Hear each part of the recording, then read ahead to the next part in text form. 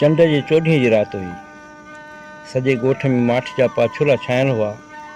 रखी रखी कुतनि जे भौंकण जा आवाज़ ॿुधण में थिया आया ऐं वरी माठ में तहलील थी थे विया। मामा जन जे घर में फ़क़ति आऊं ऐं मुंहिंजो मारोट अली शेर जाॻियासूं पिए।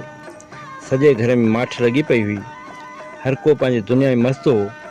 आऊं घणनि ॾींहंनि खां पोइ मामा जन वटि वियो हुउसि। तंहिं करे अली शेर ऐं मूं वेठे कचहरी कई।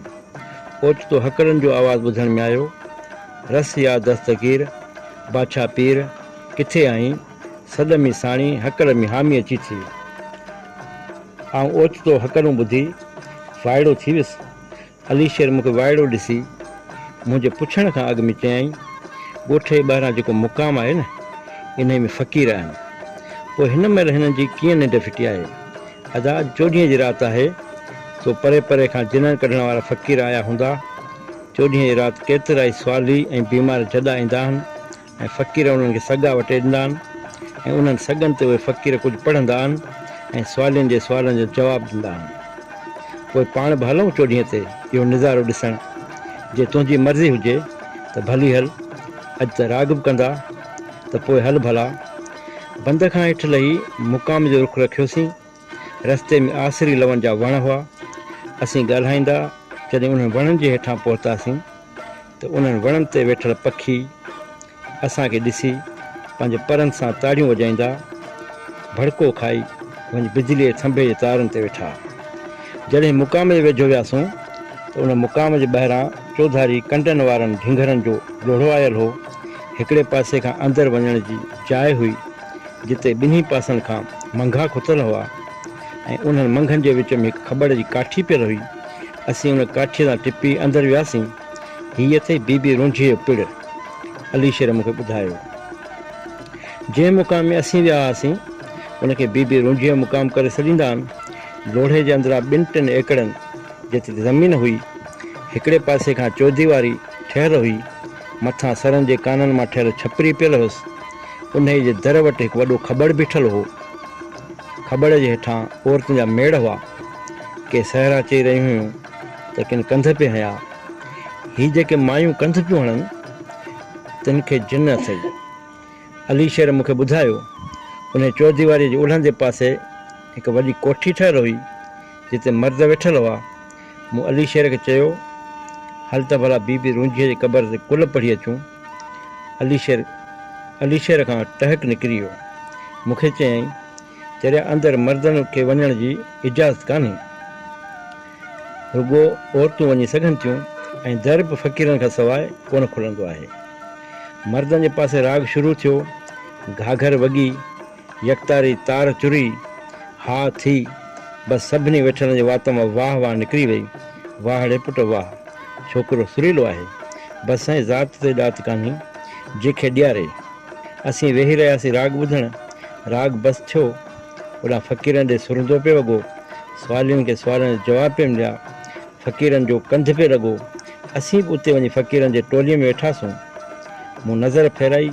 केतिरा ई मर्ज़ जा मारियल, सूरनि जा सतायल, गोॾा बिटा कयो तॾनि ते पिया हा। कंहिंजी ॼंघ सुकल त कंहिंखे वटि तप हो। के किंझा पिए। किन औरतुनि ऐं मर्दनि फ़क़ीरनि खां सुवाल बि पुछा।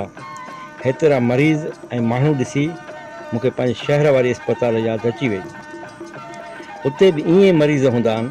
छा ही सभु बीमार अस्पताल में दवा कराईंदा त छा चाक न थींदा? मूं दिलि ई दिलि में पंहिंजे पाण खां सुवालु कयो। ऐं ख़्यालनि ई ख़्यालनि में गुम हुउसि त एतिरे में असांजे भर में वेठल किरवढ मर्द फ़क़ीर खां सुवालु कयो। हिन हमराह जे हंज में हिकु 8-10 सालनि जो छोकिरो हो। छोकिरे जूं टंगूं ऐं ॿाहूं फिरियल हुयूं। ॻाल्हाए कोन थिए सघियो। हिन फ़क़ीर खे चयो त साईं मुंहिंजो बि हिकु सुवालु आहे। चओ कहिड़ो सुवालु आहे? फ़क़ीर ज़हमान कंदे चयो, साईं मुंहिंजो ई बचिड़ो चाक नथो रहे। ख़ुदा जे ॾिने मां दुआ वठी मूंखे चाक करे ॾियो। अड़े यकीन अथई? फ़क़ीर सुरंदे जे सुर ते कंधु हणणु लॻो। हा साईं, तॾहिं त बचिड़े खे हिते खणी आयो आहियां। न, तूं बेगुरो आहीं।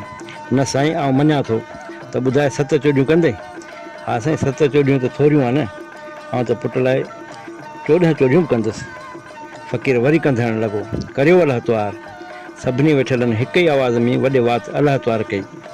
फ़क़ीर फ़क़ीर छोकिरे ॾे वधियो, छोकिरे खे ॿाहनि मां वठी कुल्हनि में हथु विझी धूंधाड़ियईंसि ऐं वॾे वाके शींहं वांगुरु वात पटे छोकिरे खां पुछणु लॻो, अड़े ॿुधाए कहिड़ी दुनिया फ़क़ीर आहीं? छोकिरे छो वरितो अथई? झटि कर ॿुधाए, हिन छोकिरे तोखे छा कयो आहे? फ़क़ीर जा वॾा ऐं वखिरियल वार ॾिसी डपु पिए लॻो। छोकिरो ॾकणु लॻो, हा ॾकीं थो, घणा ॾींहं मस्तियूं कयूं अथई, झटि कर सुवाल जो जवाबु ॾे। अड़े ॻाल्हाई छो नथो? फ़क़ीर आहीं फ़क़िड़ी, गूंगो आहीं? पढ़ कलमो? हा कलमो बि नथो पढ़ी, हिंदू आहीं?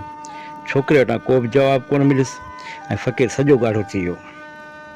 करियो अलाह त्वार? वरी बि सभिनी अलाह त्वार कई।